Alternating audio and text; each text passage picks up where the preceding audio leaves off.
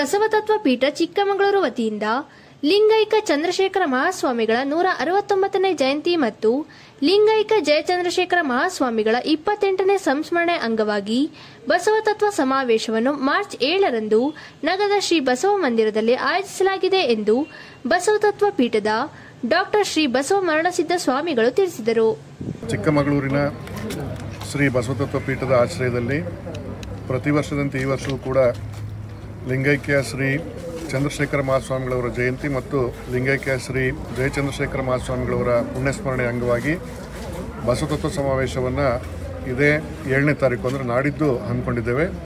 ಅವತ್ತು ಬೆಳಗ್ಗೆ 5 ಗಂಟೆಗೆ ಇಷ್ಟಲಿಂಗ ಪೂಜೆ, 7 ಗಂಟೆಗೆ ಧ್ವಜಾರೋಹಣ ಮತ್ತು 7:30ಕ್ಕೆ ಬಸವತತ್ವ ಪೀಠದ ಸಂಸ್ಥಾಪಕರಾಗಿರ್ತಕ್ಕಂಥ ಬಸವತತ್ವ ಪೀಠದ ಕರ್ತೃಗಳಾಗಿರ್ತಕ್ಕಂಥ ಲಿಂಗೈಕ್ಯ ಜಯಚಂದ್ರಶೇಖರ ಮಹಾಸ್ವಾಮಿಗಳವರ ಗದ್ದುಗೆಗೆ ವಿಶೇಷ ಪೂಜೆ.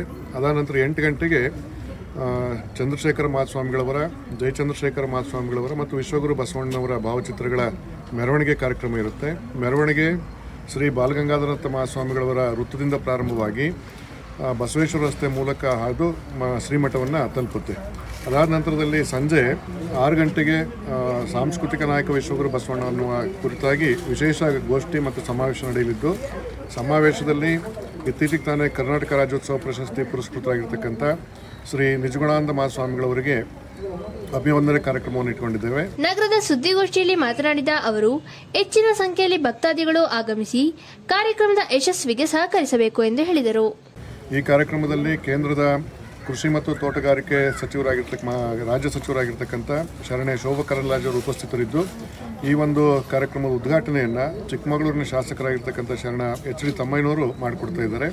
ಹಾಗೆಯೇ ಕಾರ್ಯಕ್ರಮದಲ್ಲಿ ಮುಖ್ಯ ಅತಿಥಿಗಳಾಗಿ ಶಾಸಕರಾಗಿರ್ತಕ್ಕಂಥ ವಿಧಾನ ಪರಿಷತ್ತಿಗೆ ಶಾಸಕರಾಗಿರ್ತಕ್ಕಂಥ ಭೋಜೇಗೌಡರು ಮತ್ತು ಮಾಜಿ ಸಚಿವರಾಗಿರ್ತಕ್ಕಂಥ ಸಿ.ಟಿ. ರವಿಯವರು, ಬಿ.ಎಚ್. ಹರೀಶ್ ಅವರು ಮತ್ತು ನಮ್ಮ ಸಮಾಜದ ಎಲ್ಲ ಮುಖಂಡರುಗಳು ಕೂಡ ಈ ಕಾರ್ಯಕ್ರಮದಲ್ಲಿ ಉಪಸ್ಥಿತರಿದ್ದು ಈ ಕಾರ್ಯಕ್ರಮ ನಡೀತಾ ಇದೆ. ಮತ್ತು ಈ ಕಾರ್ಯಕ್ರಮದಲ್ಲಿ ಖ್ಯಾತ ಹಿಂದೂಸ್ತಾನಿ ಗಾಯಕರಾಗಿರ್ತಕ್ಕಂಥ ಅಂಬೈನುಲಿ ಅವರಿಂದ ವಚನ ಗಾಯನ ಇರುತ್ತೆ ಮತ್ತು ಅಕ್ಕನ ಬಳಗ ಚಿಕ್ಕಮಗಳೂರು ಕೂಡ ವಚನ ಗಾಯನವನ್ನು ಮಾಡ್ತಾ ಇದ್ದಾರೆ.